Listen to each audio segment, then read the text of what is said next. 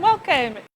Leeds International Piano Competition, our live stream here from the world's smallest concert hall, right in the middle of Leeds this morning. I'm delighted to welcome our guest today, Gillian Moore, CBE, Director of Southbank Centre. And just to introduce myself, I'm Jenny Rogers. I'm the Learning Engagement Director at Leeds International Piano Competition. Thanks for joining us. Let us know if you've got any questions as we make our way through our chat this morning. Hi Gillian. Hello. Good morning. So tell us why you're here in Leeds at the moment. Well, I'm here in Leeds because I am one of the jury. There's 9 of us for the Leeds International Piano Competition. We've been at it now. I've just about lost count of the days, but whatever day it is now, we started last Thursday, and we've been having a very intense time listening to 24 pianists once, and then we're in the middle of listening to the next 10. We're right in the middle of the second, the semi-finals. The semi-finals. Gosh, Yeah. It must be hours of music now you've listened to and enjoyed. We were trying to actually add it up, and we've completely lost count. We've certainly heard a lot of piano music. Lovely. Well, we're very glad that you joined us here, and I'm sure it sounds like very hard work being on the jury and kind of keeping to all of those sessions. Leeds is a city you know. You've been to visit us before. Tell us your thoughts on Leeds for those that haven't been able to visit us here. Well, I really like Leeds. I've come here for many, many years for different things. I guess because, it is a really culturally vibrant city. I've always been involved in the music world. The most recent connection I've had with Leeds is actually when I came just 3 years ago or so to the magnificent Victorian Town Hall, which is right behind us, to see Opera North's amazing production of Wagner's Ring, the Ring Cycle. And I was so impressed with that I decided that we should have it in London at Southbank Centre. So in 2016, we presented it over 1 week to absolutely packed houses at Southbank Centre. So that's one of the many great exports of Leeds. I mean, the other thing is the piano competition. And in fact, I was thinking about this the other day. When I was growing up as a child in Scotland, mad about music, as I was, the first time I ever heard the word Leeds was associated with the piano competition. Oh, wow. So, and they are often called the Leeds as the well. Leeds, so I think it's great to really put the city at the heart of exactly, the competition. because I was watching it on television from really quite a young age. But the other thing, there's many things to love about Leeds. But I'm going round the city this week in the very few spare moments we have, or when we're walking up to the university to hear the rounds. I'm taking photographs of all the magnificent Victorian architecture, because I am a bit of an architecture geek. And it really, when you just sort of raise your eyes up, the buildings are just magnificent. Astonishing. And you mentioned earlier the town hall, which Yeah. we're on the hedgerow at the moment. So we've got the art gallery behind us here, and just in this direction is where Leeds Town Hall is, which is of course where the finals will be held. And that is an extraordinary performance venue. We're very lucky that Leeds City Council have let us have that space once again for the finals. You've told us a little bit about the many sessions you've been to, and for those of us watching that haven't maybe experienced being a jury member in a competition like this, what skills have you found yourself using in that time? Obviously keeping alert and focused. That is really, really important. It sounds obvious, but if you are listening to upwards of, and not everybody keeps to time, upwards of 6 hours a day of piano, each person, you may be tired, you may have heard that piece twice already, but for each person, this is their big moment. This is a moment that they've been building up to for many years, sometimes since they were small children. So your responsibility is enormous to keep your mind as open, to keep your ears as open, to keep as alert as you possibly can. And also to use critical judgment, yes. But it's interesting, somebody asked me earlier in the week, you must listen in a different way if you're a juror, rather than if you're just listening for enjoyment. But I would really challenge that, because in the end, and I'd really say this to any of the competitors, it's just like we are audience members. We want to be bowled over. We want to be moved. We want to be entertained, which is not. We rarely use that word linked to classical music, but I think it's also important. we want to have a live experience. So in the end, they need to just remember that it's a performance. And you're sort of there enjoying the performance. Enjoying the performance, yeah. And that happens. Experience. You know, sometimes you'll have a moment where you're thinking, this is okay, and then someone else will come on, and it's to do with so many things. That not just great technique. Yeah. It's to do with communication. It's to do with personal power. It's certainly not. You know, I know there's a lot of talk about. In classical music, it being glammed up and the way people look. It's not about that. I have to say, it's not about that. But it's about how you are, what your energy is as a person on the stage. That's a really important thing, as well as, you know, of course, the ultimate thing, which is that sound that comes out.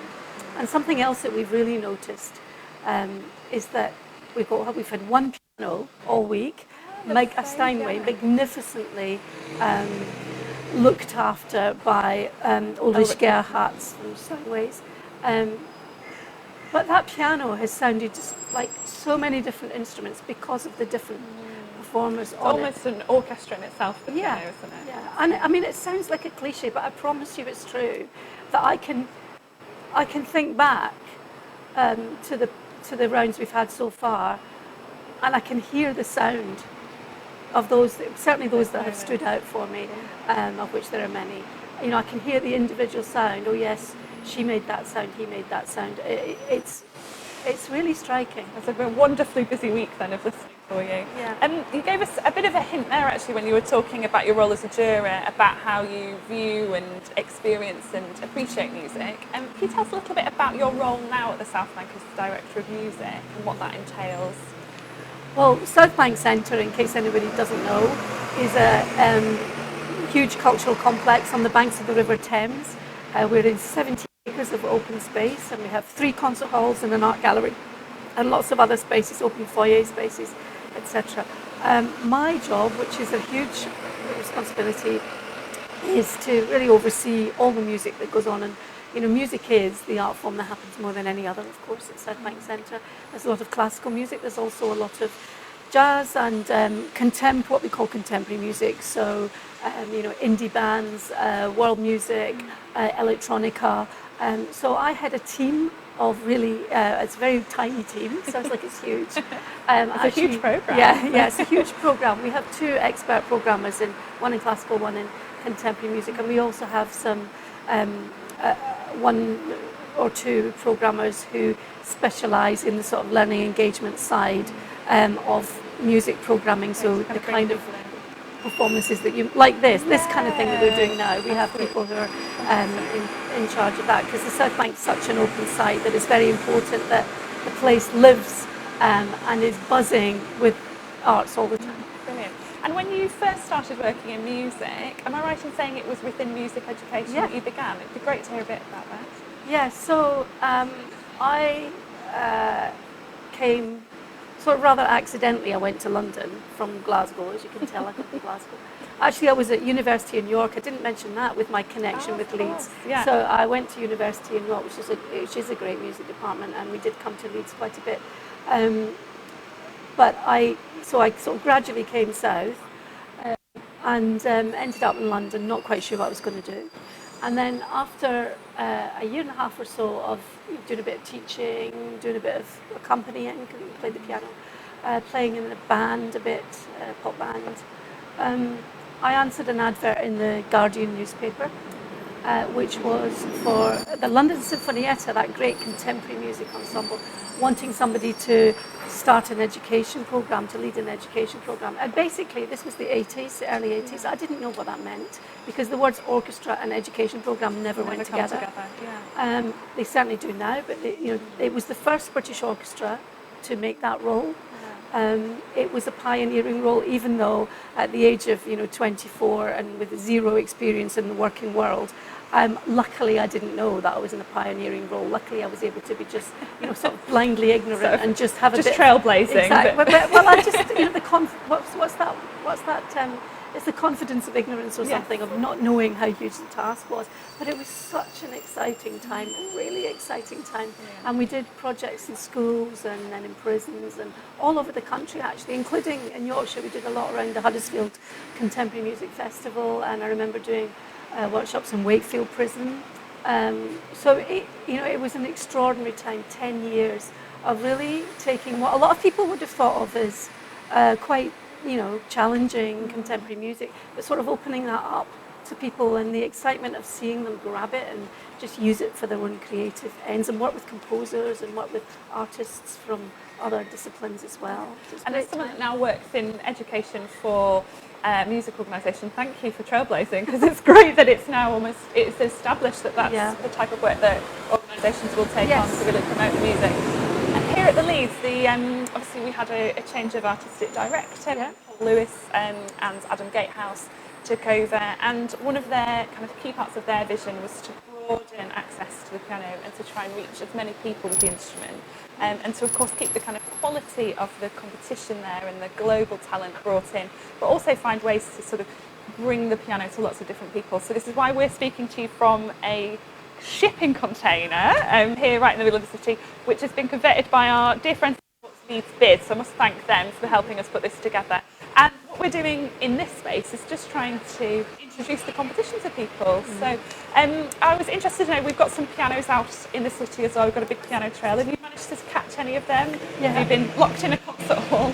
Well, we've been locked in a concert hall, but I have caught sight of and also seen quite a bit online on the Medici TV of people passing by. I mean, it's become a great thing, hasn't it, in railway stations up and down the country. St Pancras Station, I think, was the first one to do it, where people just sit down and play on honky-tonk pianos. But I saw some really pretty good playing happening. People who could really play. We're seeing a huge diversity. We've got people playing pop songs on their way home on a Friday night. We've got children, sort of 2.5, so far too small to reach any pedals, having their first sort of touch of the keyboard. So it's been really, really great to kind of see them out and about. We're also going to be welcoming some performances in here. We've got Sar Chen from the jury who's going to be performing here later on.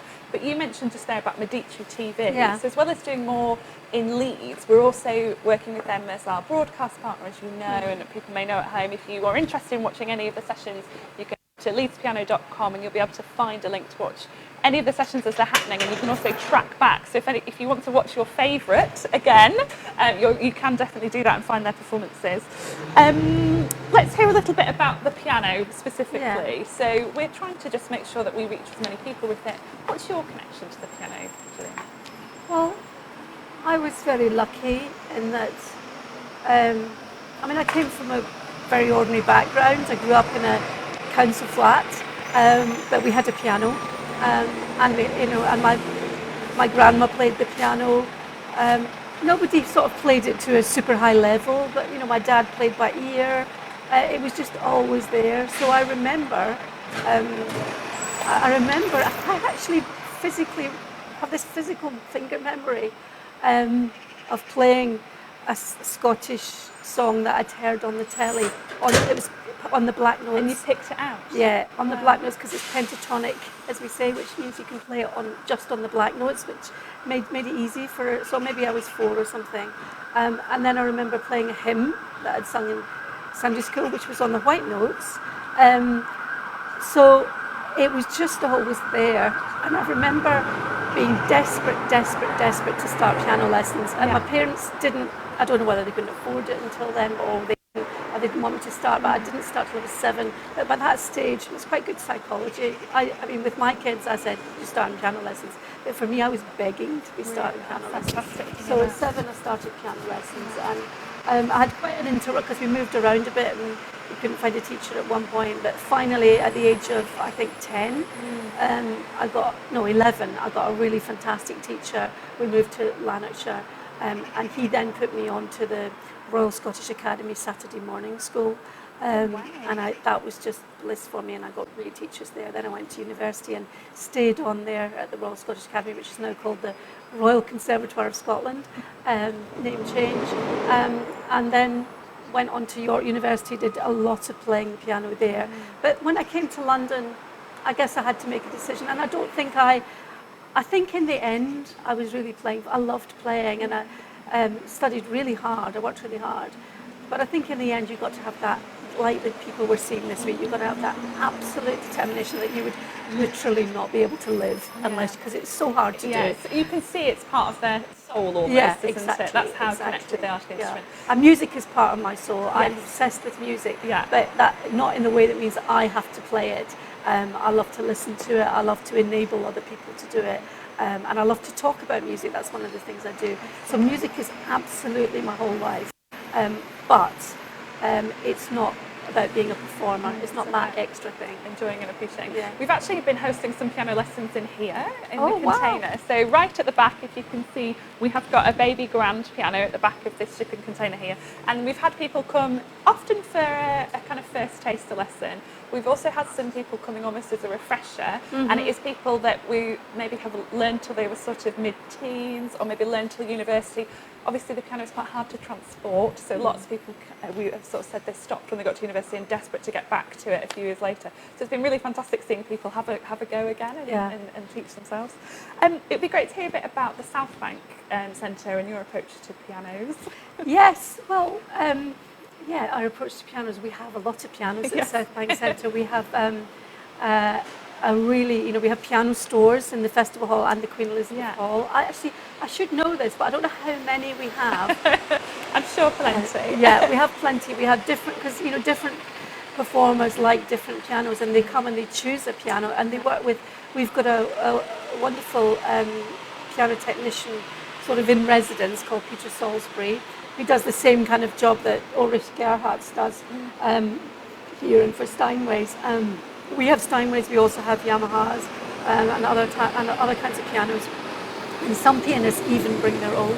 Really? Daniel Barenboim last year brought his own piano that he's had specially designed for him. Not on the bus, presumably. Not on the that bus, feels like quite a logistical bit of organisation. Yeah, I think there was a truck involved in Berlin.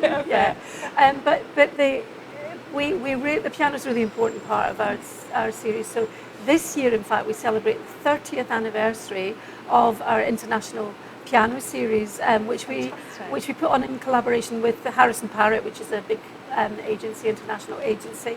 And I'm really pleased to say that Paul Lewis, who's the artistic director of Leeds, of course, is appearing in the season this year, playing Beethoven and Haydn and Brahms.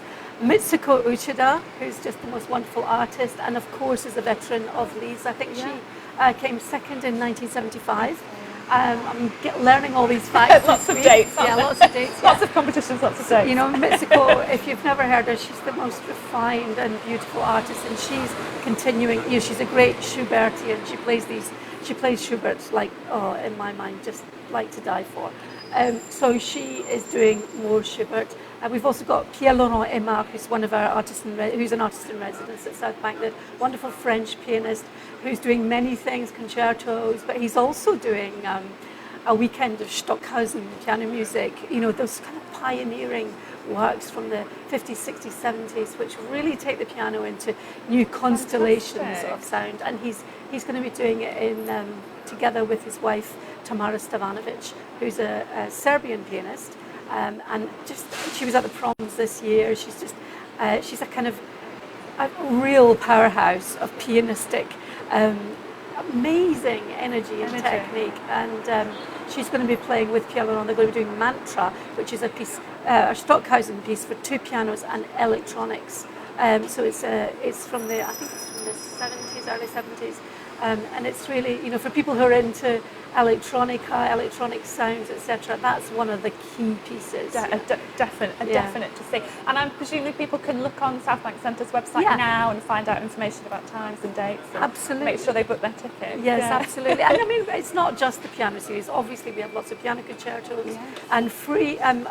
Nearly half of what we do at Southbank Centre is free. I mean, like you're doing at Leeds here, we have music, we have dance, we have opportunities to join in the foyers, in the public spaces. So you will see pianos being played in our, free lunchtime music. Or I must say, one of my favourite things when I do get to go to London is to pop into the foyer and almost have some accidental culture at the Southbank Centre. Yeah, exactly. Just pop in and have some culture happen around me to enjoy.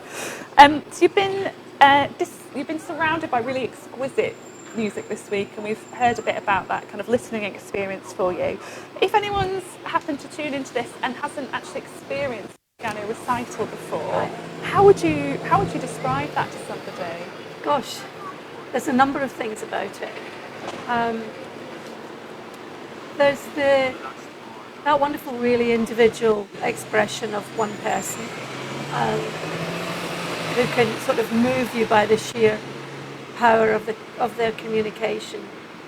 The second thing about it, and this is not always, well, it is mostly the case actually, certainly in this competition, but there's a certain kind of high wire act thing about the extraordinary physical and intellectual and kind of virtuosic feats, and just the sort of peak of human. It's like watching, on one level, it's like watching a great athlete.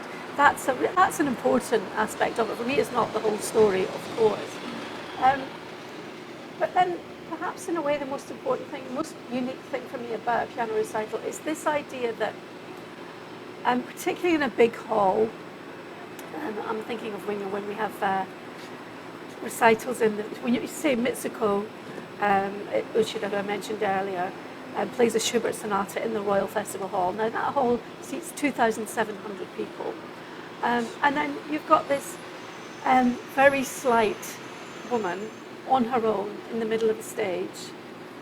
And 2,700 people are focused down on this one thing. And you can feel people you can feel people breathing together, because it's like a kind of communal act of listening. If you like, you could say there's something spiritual about it. There's certainly something. I definitely feel like there's electricity in the air. And it's an incredibly special experience, isn't it? Of course, a big orchestra is such an exciting, visceral thing. But for me, this is particular kind of magic when you've got a lot of people listening to one person playing the piano. One thing I do know is I never want to be that person. I must think, it just seems like that long, lonely walk out to the middle of the stage and then sitting there, my goodness. And sitting down elegantly. Yeah, exactly. And comfortable. They've been doing. Wiping a keyboard and all the things they do. But everybody's got their different rituals. But it strikes me as such a brave thing to do. But once they're there, and if the magic happens, there's just nothing like it. Great, thank you. Well, I think as well, people can definitely track back if they go to our website, go through Medici TV as well, and just dip into any of the previous performances, which was brilliant, which will give you a sense, give people a sense of what we're experiencing. So we're racing towards the finals now. We're coming close to the end of our time here this morning. People can tune in. The finals unfortunately have sold out now, so we'll have a very full Leeds Town Hall. People can tune in online, and we've also, for the Friday, we're having a live event in Millennium Square in Leeds. So if you can get yourselves to Leeds, you can watch it for free in Millennium Square. It'll be really fantastic. Would you recommend people try and catch it if they can? Well, of course I would. We're going to have 5 finalists playing 5 concertos. We don't know yet if it's 5 different concertos, because of course we don't yet know who they are. We've still one more semi-final, two more semi-finals. Yeah, exactly. And I guess the big new element is that we'll have the Halle Orchestra coming across the M62 from Manchester, with Edward Gardner. So you'll have that. I mean, you will be seeing a different side of those young musicians, of those young players. How do they play with an orchestra? We're already seeing how they work with other chamber musicians, which has been a really interesting and welcome feature of the semi-finals. But now, what do they do with a big symphony orchestra? How do they interact with a conductor? All these kind of actually quite technical things will be on show that night. But also just the thrill of hearing those great, because absolutely, and we've been for such a treat. If they come all the way through to the finals, we really should be hearing something absolutely astounding. Great. Thank you. Well, I wish you well with your jury member duties. I do not envy you having to make those decisions. Thank you very much to Leeds Bid for hosting us today in the shipping container, and a huge thanks to our partners Leeds College of Music, who've enabled us to have this live broadcast right here from the middle of Leeds. We hope you've enjoyed listening. Let us know in the comments, and be sure to check back on the videos. You can find it via leedspiano.com to make sure you can watch some of the early events, and of course tune in and join us for the final. Thank you. Thanks, Gillian. Thank you.